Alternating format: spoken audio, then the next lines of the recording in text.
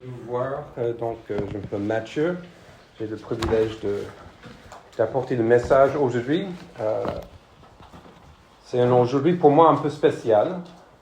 J'ai mes parents ici, donc c'est toujours une joie. Mon papa a 92 ans, ma maman a 88, donc on est heureux qu'ils sont encore en forme et peuvent voyager. Et ils sont là pour... on va fêter le mariage de Simon et Juliette qui sont aussi là à la fin de la semaine. Voilà. Et en donnant ces informations-là, je touche sur un des points que je voulais soulever avec ce message aujourd'hui. Une question d'identité. Je m'appelle Mathieu, nom de famille Glock, parents, on peut dire, voilà, ça c'est mon identité. Je peux parler du fait que je suis un Américain, mais je peux aussi dire que je suis un Français. J'ai les deux. Mais au-delà de tout ça, je suis un enfant de Dieu. Et cette identité-là est celui qui prime sur tout. Et dans le texte que nous allons voir aujourd'hui, qui est à la fin du livre des Actes des Apôtres, en chapitre 28, on conclut aujourd'hui notre série dans ce livre qui nous a encouragés, nous a enseigné tout au long de plusieurs mois. Et nous allons maintenant lire ce texte, Actes chapitre 28, versets 11 à 31.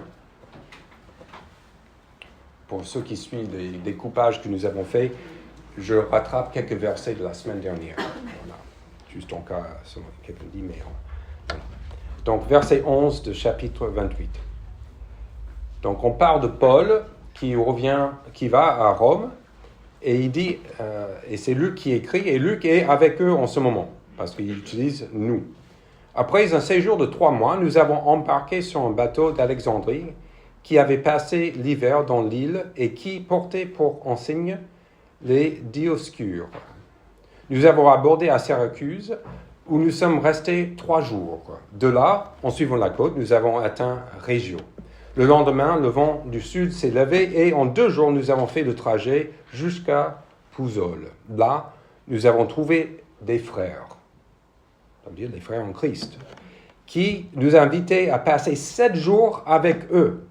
Et c'est ainsi que nous sommes allés jusqu'à Rome. Les frères de Rome, encore des frères, qui avaient reçu de nos nouvelles, sont venus à notre rencontre jusqu'au forum d'Appius et aux 3 tavernes. En les voyant, Paul a remercié Dieu et pris courage.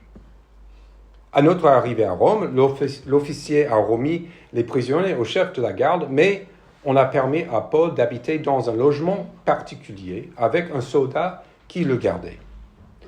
Au bout de 3 jours, Paul convoqua les chefs des Juifs. Quand ils ont été réunis, il leur a adressé ces paroles. « Mes frères ».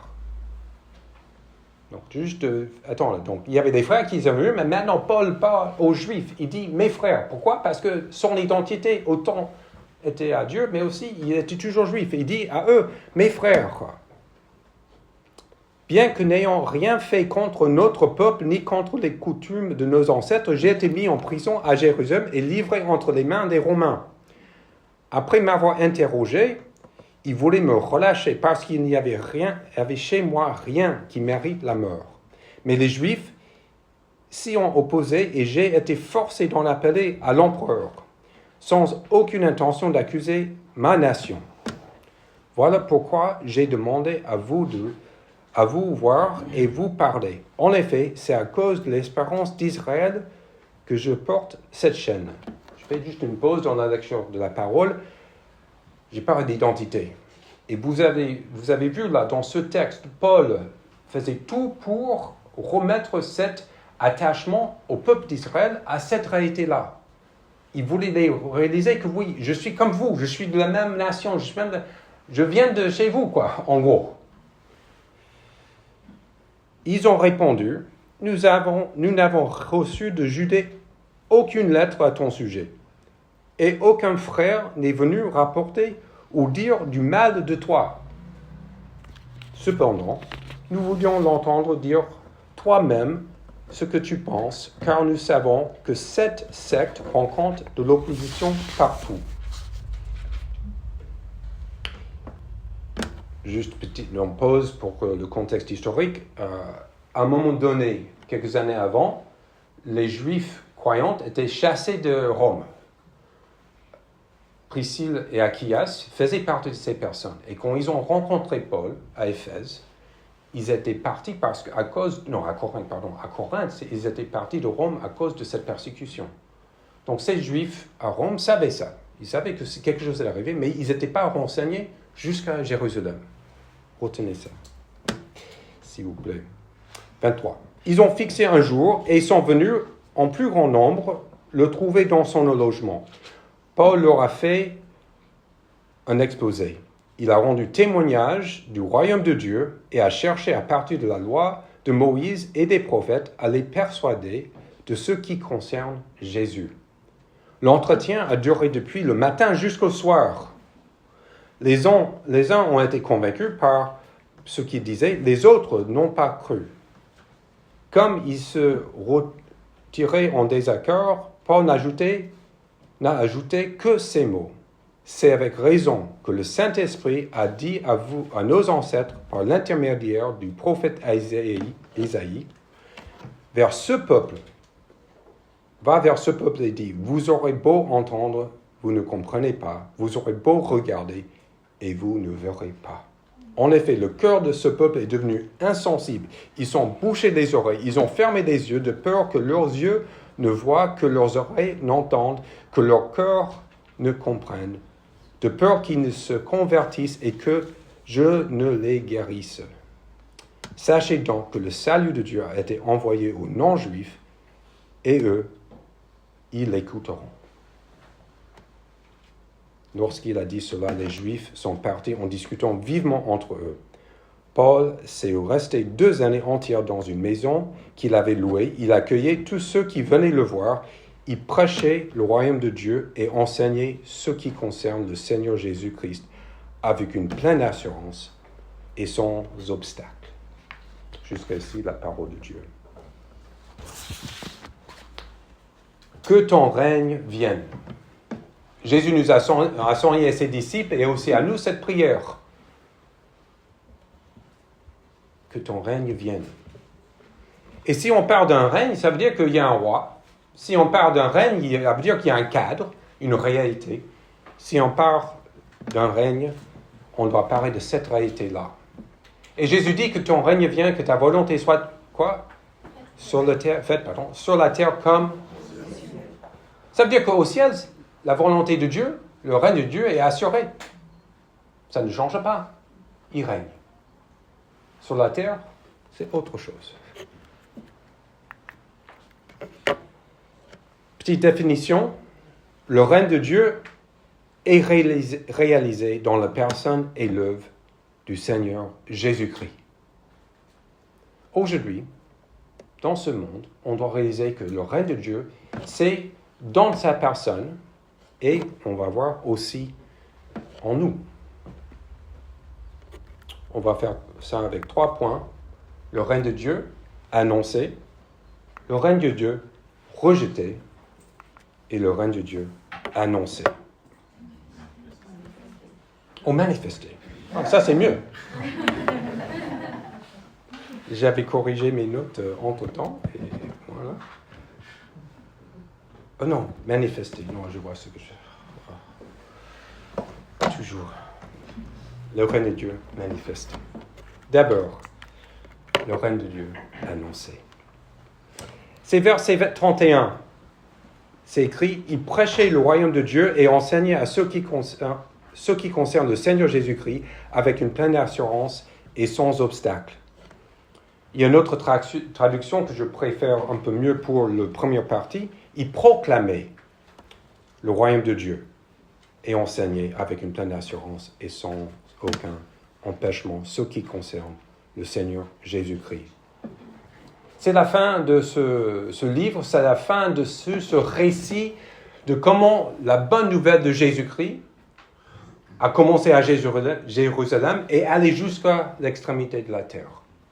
Si on regarde en Actes chapitre 1, versets 1 à 3, juste pour voir que Luc, il a composé son récit d'une manière bien réfléchie. Il dit, Actes chapitre 1, verset 1, « Cher Théophile, dans mon premier livre, j'ai parlé de tout ce que Jésus a commencé de faire et d'enseigner, jusqu'au jour où il a été enlevé au ciel, après avoir donné ses ordres par le Saint-Esprit aux apôtres qu'il avait choisis. » Verset 3. « Après avoir souffert, il se présenta à eux vivant.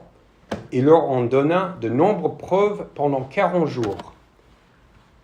Il se montra à eux et parla de ce qui concerne le royaume de Dieu. » Donc, Luc commence avec le royaume de Dieu, il termine avec le royaume de Dieu. Il commence avec la personne de Jésus présent sur la terre, il termine avec Jésus au ciel, mais Paul enseignait ce qui concerne Jésus-Christ. Ça, c'est notre travail, ça, c'est le travail de l'Église depuis tout le temps. Paul, il est là à Rome, il est en prison, on ne sait pas ce qui va arriver, Luc ne donne aucune information sur lui.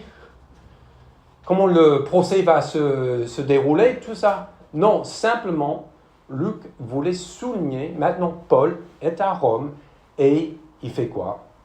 Il proclame le royaume de Dieu, il enseigne avec pleine assurance et sans aucun empêchement ce qui concerne le Seigneur Jésus-Christ. Juste un petit mot sur proclamer le royaume de Dieu. Proclamer là, c'est annoncer. C'est le sens que si quelqu'un, le porte-parole du gouvernement arrivait ici, le porte-parole n'est pas l'autorité. Il est juste le porte-parole. Il annonce. Nous sommes dans le même positionnement. Le règne de Dieu est là.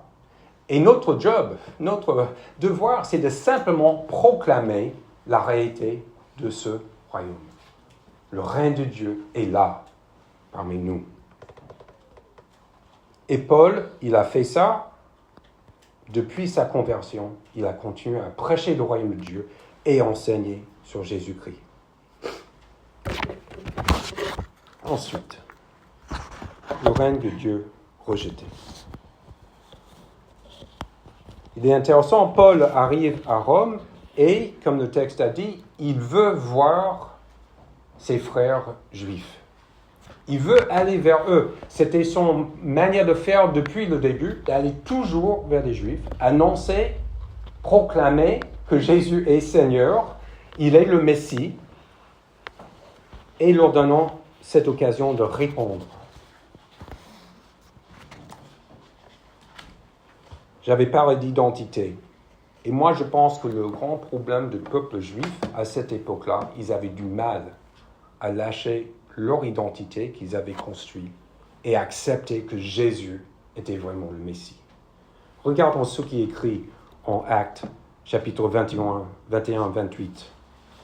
C'est quand Paul est à Jérusalem, après tous ses voyages, il est arrêté et les Juifs là, ils crient, verset 28, ils criaient « Israélites, au secours !» Voici l'homme qui donne partout et à tout le monde un enseignement dirigé contre le peuple, contre la loi, contre cet endroit. Contre ce peuple, contre la loi, contre cet endroit. On peut transposer ces trois idées-là, un peuple défini, une loi reçue et un lieu chéri. Et on peut parler de toutes les nations. Qui croit ça? On est un peuple identifié. On veut que dans notre pays, notre loi soit respectée. On veut que nos lieux soient honorés. Identité nationale est terrible, n'est-ce pas? Récemment, j'étais en Roumanie pour quelques jours et j'ai rencontré des personnes qui vont implanter des nouvelles églises partout en Europe. Et là, j'avais un couple qui vont implanter à Tel Aviv. Ce sont des juifs messianiques. Elle, la femme, elle a grandi dans une famille messianique. Lui, il s'est converti, il était athée, habitant en Israël, il s'est converti à travers des vidéos sur YouTube. Ce couple était passionné pour l'Évangile et passionné pour leur pays. On discutait les troubles en ce moment, et il y en a. Elle est encore dans l'armée. Elle avait une permission pour être là. Quand elle est rentrée, elle était là pour servir dans l'armée. Et on a parlé de cette tension, cette réalité. Et on a dit ensemble que la seule solution entre les Palestiniens et les Israéliens, c'est Jésus-Christ.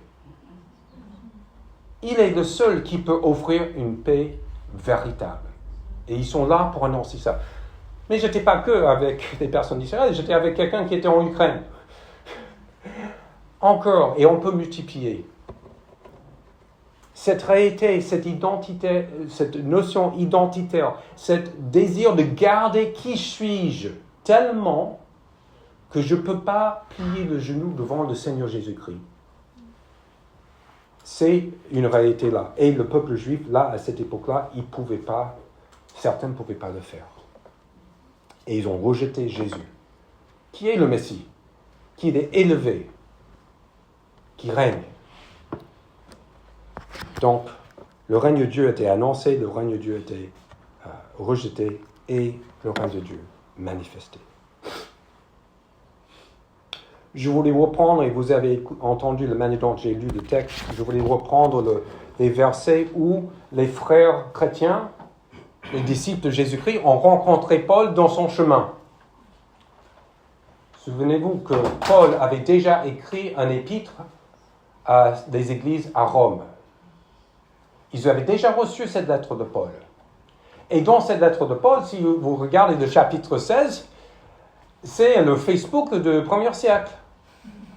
Il annonce, il like plein de personnes. Il donne tous les différents noms des personnes qui habitaient à Rome, qui connaissaient.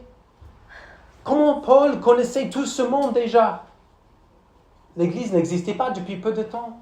Il connaissait plein de monde à Rome. Et ensuite, quand il arrive, il descend, ils avaient entendu qu'il allait venir, ils avaient entendu ce qui s'est produit à Jérusalem. Ils avaient entendu toutes ces choses et ils sont venus pour le voir.